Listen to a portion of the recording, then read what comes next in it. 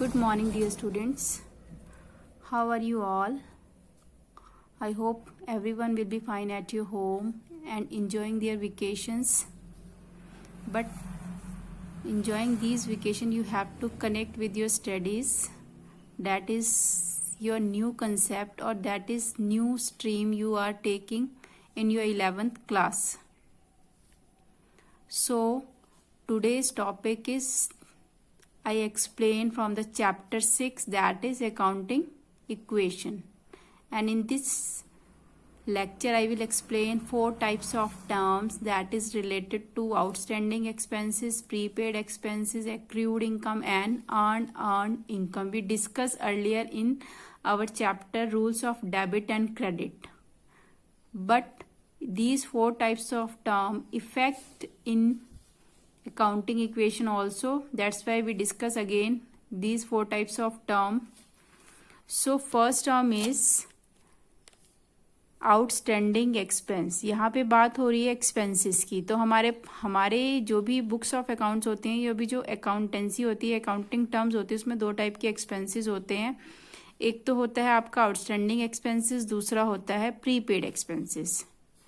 Normal expenses को तो आप नॉर्मली अपने अकाउंटिंग इक्वेशन में एडजस्ट कर सकते हो, लेकिन ये जो 4 टाइप की आपको टर्म है, इनको अकाउंटिंग इक्वेशन में कुछ अलग टाइप से आपको एडजस्ट करना पड़ता है. तो सबसे पहली टर्म है जो मैं आपको एक्सप्लेन कर रही हूँ, outstanding expenses. So what is outstanding expenses? पहले तो इसका मीनिंग क्या होता है. आउटस्टैंडिंग एक्सपेंसेस ऐसे खर्चे होते हैं जो अभी तक पे नहीं किए गए हैं या फिर बकाया हैं.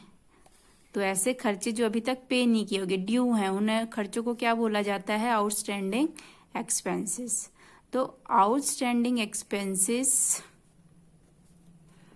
are those expenses which have been incurred but not paid during the current accounting period. ऐसे खर्चे जो किए जा चुके हैं बट अभी तक उनकी पेमेंट, मीन्स करंट ईयर में ऐसे खर्चे जो हमने कर दिए हैं बट उनकी पेमेंट अभी तक हमने नहीं करी है, इंकर्ड हो चुके हैं, ठीक है, लेकिन हमने अभी तक उसकी पेमेंट अपने अकाउंट में से नहीं करी. तो उस टाइप के खर्चों को क्या बोला जाएगा? आउटस्टैंडिंग एक्सपेंसेस है. Those expenses which are due during the current year are called outstanding expense. Normally आप ऐसे भी इसको लिख सकते हो, but outstanding expenses are those expenses, ऐसे खर्चे होते विच हैव बीन इंकर्ड, जो हो चुके हैं, जो कि साल में किए जा चुके हैं बट उनकी अभी तक पेमेंट ही नहीं करी. जैसे फॉर एग्जाम्पल हमें सैलरी पे करनी है जैन की, लेकिन एक फर्म है, फर्म को अपने एम्प्लॉयज को जनवरी की सैलरी पे करनी है, लेकिन जनवरी की सैलरी अभी तक उन्होंने पूरी नहीं पे करी, मैं हाफ पे करी है. तो जो हाफ सैलरी बची हुई है वो क्या कहलाएगी? आउटस्टैंडिंग एक्सपेंस, क्योंकि ऐसा खर्चा है जो अभी बकाया है, उसकी पेमेंट हमें करनी है. तो वो किस टाइप का खर्चा हो जाएगा? Outstanding expense.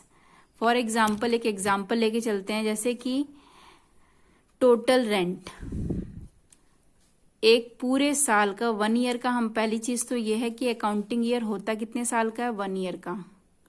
फर्स्ट चैप्टर में ही हमने डिस्कस किया था कि जो भी अकाउंटिंग पीरियड होते हैं वो 1 ईयर के होते हैं, चाहे वो फाइनेंशियल ईयर हो चाहे वो कैलेंडर ईयर हो. जैसे आप अपने घरों में भी देखते हैं कैलेंडर्स होते हैं, उनमें जो ईयर स्टार्ट होता है वो जनवरी से दिसंबर तक का होता है, तो उसके ईयर को क्या बोला जाता है? Calendar year. लेकिन जो अकाउंटेंसी कंसेप्ट है, अकाउंटिंग का कंसेप्ट है, उसमें हम फाइनेंशियल ईयर को ज्यादा फॉलो करते हैं, जो कि स्टार्ट होता है 1 अप्रैल से 31 मार्च. ठीक है. तो अब यहाँ पे चाहे वो कैलेंडर ईयर हो चाहे वो फाइनेंशियल ईयर हो, दोनों ही 1 साल के होते हैं. ठीक है, ये चीज ध्यान में रखना आप लोग. तो हम मान के चल रहे हैं कि एक फर्म का टोटल रेंट है जो वो 10,000 रुपए है. एक फर्म का टोटल रेंट कितना है? 10,000 फॉर 1 ईयर. 1 साल का कितना किराया वो बनता है? 10,000. बट उस 10,000 के रेंट में से अभी तक हमने सिर्फ 9,000 की ही पेमेंट करी है. अभी तक 9,000 की पेमेंट हुई है, मीन्स जो 1,000 की पेमेंट अभी नहीं हुई है वो क्या कहलाएगा? Outstanding rent. ऐसा खर्चा या ऐसा एक्सपेंस जो अभी तक आउटस्टैंडिंग है, ड्यू है और जिसको हमें पे करना है. तो इस टाइप के खर्चे को क्या बोला जाएगा? Outstanding expense. और यहाँ पे क्योंकि रेंट की बात हो रही है तो यहाँ पे हम बोलेंगे आउटस्टैंडिंग रेंट. क्लियर? तो करंट ईयर का 10,000 का रेंट पे करना था, लेकिन उसमें से हमने सिर्फ 9,000 की ही पेमेंट कर दी। तो जो 1,000 का बैलेंस बचा हुआ है वो क्या कहलाएगा? Outstanding rent for current year. ठीक है, अब बात आती है कि हम इन चीज़ों को डिस्कस क्यों कर रहे हैं, इसका क्या लिंक है? इसका लिंक है, जब भी मैंने आपको न्यूमेरिकल एक्सप्लेन करे थे अकाउंटिंग इक्वेशन में, आपको जो ट्रांजेक्शन दी होंगी उन ट्रांजेक्शन्स को आप asset equal to liability plus capital वाली इक्वेशन में कैसे एडजस्ट करोगे। ठीक है, तो उन टाइप की ट्रांजेक्शन्स के अलावा ये 4 टाइप के कंसेप्ट भी कई बार आपको ट्रांजेक्शन्स में मिल जाएंगे। तो उस कंडीशन में आपको उनको कैसे एडजस्ट करना है वो एक्सप्लेन कर रही हूँ मैं आपको आज के लेक्चर में। ठीक है, तो जैसे हम बात कर रहे हैं आउटस्टैंडिंग एक्सपेंस की, तो अकाउंटिंग ट्रीटमेंट, उसका अकाउंटिंग ट्रीटमेंट मीन जब भी आप अकाउंटिंग क्वेश्चन का न्यूमेरिकल क्वेश्चन सॉल्व करोगे तो आप उसको कैसे अपनी बुक्स ऑफ अकाउंट में या उसे कैसे सॉल्व करोगे, दोनों साइड कैसे एडजस्ट करोगे। ठीक है, तो जैसे यहाँ बात हो रही है हमें सिर्फ इन 2 टर्म्स को नहीं देखना है, हमें सिर्फ उसको देखना है जो आउटस्टैंडिंग, क्योंकि आउटस्टैंडिंग रेंट की बात हो रही है, आउटस्टैंडिंग एक्सपेंस की बात हो रही है। तो जब भी कोई आउटस्टैंडिंग खर्चा होगा, एक्सपेंस होगा, तो सबसे पहली चीज हमारे लिए नुकसान होता है। वो क्या होता है? एक्सपेंस हमेशा ही हमारे लिए क्या होते हैं? एक तरीके के लॉस होते हैं। ठीक है, तो अगर आउटस्टैंडिंग भी है तब भी वो हमारे लिए क्या है? लॉस ही है। तो अगर वो लॉस है तो उसे सबसे पहली चीज कैपिटल में से लेस करना है, बिकॉज लॉसेस को कैपिटल से लेस किया जाता है, प्रॉफिट्स को कैपिटल में ऐड किया जाता है। तो इस वजह से हमें क्या करना है? इसे लेस, क्योंकि ये खर्चा है। ठीक है, कैपिटल साइड तो हो गया। अब दूसरी साइड इसका इफेक्ट कहाँ पे होगा? एक ही साइड मीन्स सेम साइड पे इफेक्ट कर रहा है। एक तो कैपिटल में ऐड हो गया, लेस हो गया। दूसरा लाइबिलिटी साइड में अलग से आपको इसको शो करना है एज ए सेपरेट लाइबिलिटी। ठीक है, आउटस्टैंडिंग जितने भी आउटस्टैंडिंग एक्सपेंसेस होते हैं, चाहे वो रेंट हो, चाहे वो सैलरी हो, चाहे कुछ भी हो, वो लाइबिलिटी साइड हमेशा से ही अलग से हेडिंग के रूप में लिखे जाते हैं। रीजन क्या है? Because during the current year, during the year means current year में अभी तक वो पे नहीं किया गया है, इसलिए हमारे लिए क्या हो जाता है? एक लाइबिलिटी। अब जैसे मैंने इस साल 1,000 रुपये पे नहीं करे, 10,000 पे करने थे लेकिन 9,000 पे करे, 1,000 बचा हुआ मुझे, तो मेरे लिए अगले साल क्या होगी? लाइबिलिटी बन गई वो। तो इस वजह से हम उसे लाइबिलिटी मान के अपनी बैलेंस शीट में शो करते रहते हैं। Clear everyone? तो कैपिटल में क्या करना है? लेस, और लाइबिलिटी साइड उसको अलग अलग से सेपरेट लाइबिलिटी के रूप में शो करना है। ठीक है, अब चलते हैं सेकंड एक्सपेंस पे, that is prepaid expense. Prepaid का मीनिंग होता है एडवांस। ठीक है, तो prepaid expenses are those expenses which have been paid in advance. ऐसे खर्चे, अब यहाँ पे सिर्फ एक्सपेंस को लेके चल रहे हैं हम। ठीक है, एक्सपेंस मीन्स खर्चा। पहले आउटस्टैंडिंग था, बकाया खर्चा था, अब ऐसा खर्चा है जो एडवांस में ही हमने पे कर दिया, हमने एडवांस में ही पे कर दिया। तो एग्जाम्पल्स को जरा ध्यान से देखना तो आपको सारे कंसेप्ट क्लियर हो जाएंगे। ठीक है, तो prepaid expenses are those expenses which have been paid in advance. ऐसे एक्सपेंसेस जो एडवांस में पे किए गए हैं। They are not yet due but paid. Due तो नहीं है, बकाया तो नहीं है, बट पेड, हमने पे कर दिए एडवांस में। फॉर एग्जाम्पल लेके चलते हैं, जैसे रेंट है, टोटल रेंट 10,000 का हुआ फॉर 1 ईयर करंट ईयर का, लेकिन 10,000 की बजाय हमने 10,000 ही पे करने थे हमें, लेकिन 10,000 की जगह हमने 11,000 पे कर दिया। मीन्स एडवांस पेमेंट कर रहे हैं हम 1,000 की। तो ये एडवांस जो 1,000 हमने पे करा है एक्स्ट्रा, ये क्या कहलाएगा? Prepaid rent for current year. अब जब भी प्रीपेड एक्सपेंस आएगा या कोई भी रेंट, सैलरी, कुछ भी आएगा, कमीशन आएगा, तो आपको कैसे अकाउंटिंग ट्रीटमेंट करना है उसको सबसे पहली चीज, क्योंकि एडवांस पे कर रहे हैं तो कैश ही दे रहे होंगे। 10,000 देने थे, 10,000 की जगह 11 दे दिए, तो कैश कम हो रहा है।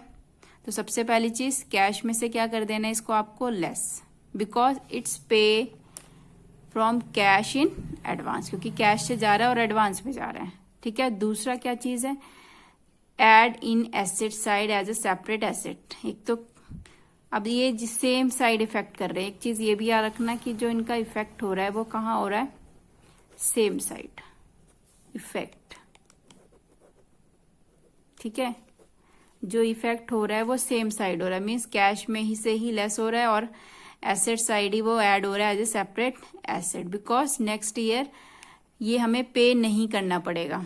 हम इसे एसेट मान के क्यों चलते हैं, क्योंकि हम ये मान के चल रहे हैं हमने इस साल ही 1,000 एक्स्ट्रा दे दिया है, अगले साल 10,000 की बजाय हमें क्या देना पड़ेगा, क्या पेमेंट करनी पड़ेगी, 9,000, बिकॉज नेक्स्ट ईयर में इट पे लेस, हमें 10,000 नहीं पे करने पड़ेंगे, हमें 9,000 पे करने पड़ेंगे। ठीक है, तो कैश में से लेस करना है और एसेट साइड ही उसको as a separate asset show करना है। ठीक है, अब 2 एक्सपेंसेस तो हो गए, अब अगला कंसेप्ट है एक्रूड इनकम।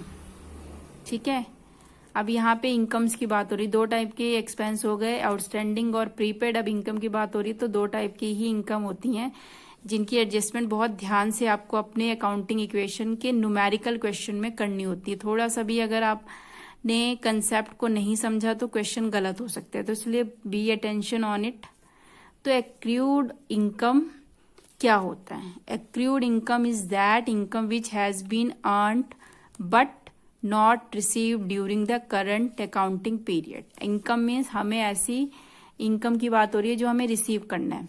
तो accrued income is that income, accrued income एक ऐसी इनकम होती है विच हैज बीन अर्न्ड, जिसकी जो कि हमने अर्न्ड कमा लिए, बट उसके बदले में हमें अभी तक करंट ईयर में ऐसी कोई पेमेंट रिसीव नहीं हुई है। तो उस टाइप की इनकम को क्या बोला जाता है? Accrued income. Accrued income is that income which has been earn, जो कि अर्न हो चुकी है but not receive during the accounting year.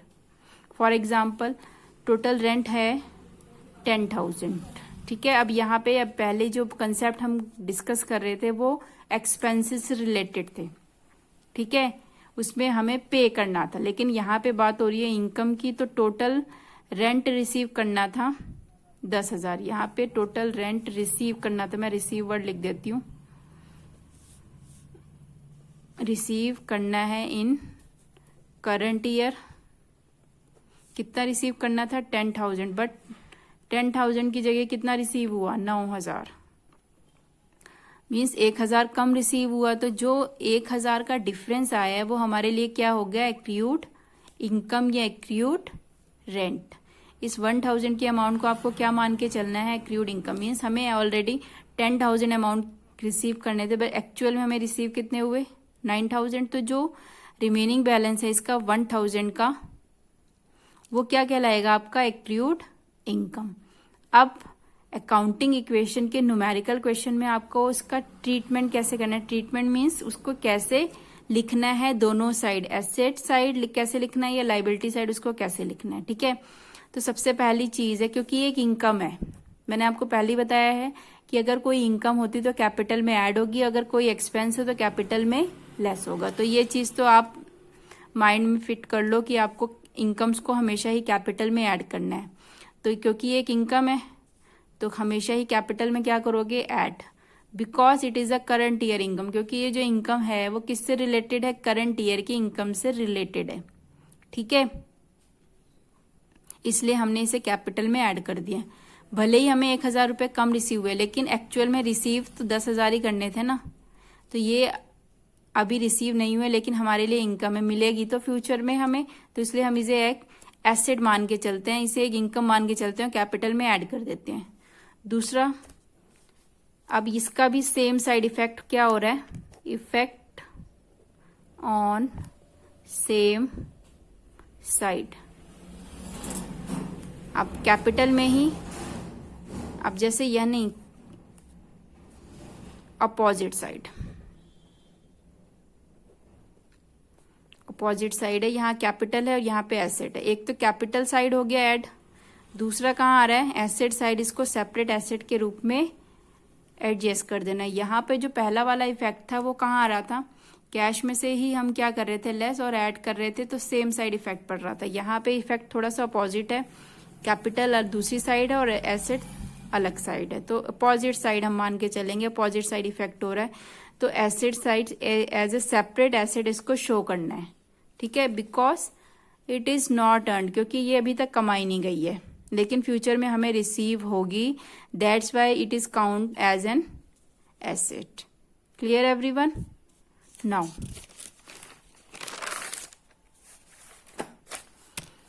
Last income is that is related to unearned income. अब देखो, इसके नाम से ही पता लग रहा है ऐसी इनकम जो अर्न नहीं हुई है अभी तक। ठीक है, तो earn income is that income which has been received but not earned. Earn income कैसी इनकम होती है? जो विच हैज बीन रिसीव, हमें एडवांस में मिल गई है बट अभी तक हमने उसके बदले काम उसे अर्न नहीं किया during the current accounting period.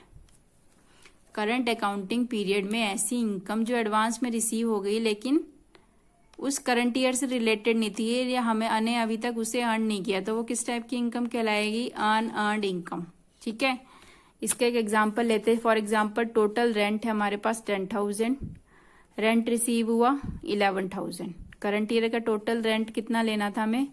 10,000 और हमने एडवांस में रिसीव कर लिया 11,000। मीन्स 1,000 रुपए जो हमें एक्स्ट्रा मिले हैं वो क्या कहलाएगा? Unearned income. हमें जरूरत नहीं थी लेकिन एडवांस में मिल गए हैं 1,000 रुपए, तो कैसी इनकम हो गई? Unearned income. ठीक है, अब इस टाइप की इनकम को आपको एडजस्ट कैसे करना है, अकाउंटिंग ट्रीटमेंट कैसे करना है? तो यहाँ पे सबसे पहली चीज इनकम है तो सबसे पहली चीज तो हमें एडवांस मिल रहा है ना, पैसा एडवांस मिल रहा है अगले साल का पैसा इसी साल करंट ईयर में मिल रहा है, तो कैश बढ़ जाएगा। तो आपको सबसे पहली चीज कैश में ऐड कर देना है एसेट साइड पे। ठीक है, कैश में ऐड कर देना है एसेट साइड में, add in liability side as separate liability. और दूसरा इसका भी जो इफेक्ट पड़ रहा है वो अपोजिट साइड पड़ रहा है। ठीक है, तो यहाँ पे इफेक्ट कैसा पड़ रहा है? Effect on opposite side. एक साइड ये है, दूसरी साइड ये है। ठीक है, कैश में ऐड हो रहा है, दूसरा liability side as a separate liability से लिखा जा रहा है। अब कैश में क्यों ऐड आ रहा है? क्योंकि ये एडवांस में रिसीव हुआ है। अर्लियर मीन्स पहले ही रिसीव हो गया है। ठीक है, अगले साल का हमें इसी साल रिसीव हो गया है। ठीक है, इसलिए हमने इसे कैश में ऐड करना है। दूसरा add in liability side as separate liability. अब इसे लायबिलिटी क्यों माना जा रहा है? क्योंकि एक्चुअल में हमें अर्न नहीं किया था लेकिन हमने रिसीव कर लिया इसे, तो इसलिए इसको क्या माना जाता है? Because it is the income which is not earn, क्योंकि अभी तक कमाई नहीं गई है ये, लेकिन हमने रिसीव कर ली है कि काम तो नहीं किया इसके बदले लेकिन हमें उसके बदले में पैसा मिल गया, तो ये एक तरीके की लायबिलिटी शो करेगा। इसलिए इसको कहाँ दिखाना है? Liability side as a separate liability आपको लिखना है। Clear everyone? तो ये आपके 4 कंसेप्ट थे। कौन कौन से? Outstanding expense, prepaid expense and accrued income and earn income. जब भी आप अकाउंटिंग क्वेश्चन का न्यूमेरिकल क्वेश्चन सॉल्व करोगे तो आपको कई बार क्वेश्चन के बीच में आपको ऐसे इस टाइप की एक्सपेंसेस या इनकम भी गिवन होंगी, तो आपको उस टाइप के एक्सपेंस और इनकम्स को कैसे लिखना है, दोनों ही साइड, एसेट साइड कैसे उसको एडजस्ट करना है, लिखना है, और लायबिलिटी साइड उसकी कैसे अकाउंटिंग ट्रीटमेंट होगी, तो वो ट्रीटमेंट मैंने आपको एक्सप्लेन कर दी है। तो आप थोड़े से इसके अकाउंटिंग ट्रीटमेंट अच्छे से पढ़ लेना कि आपको कौन सी साइड इसको ऐड करना है, कौन सी साइड इसको माइनस करना है। ठीक है, in next lecture I will explain a numerical question related to these 4 types of term. Clear everyone? Okay. Now I ending this lecture. Thank you so much.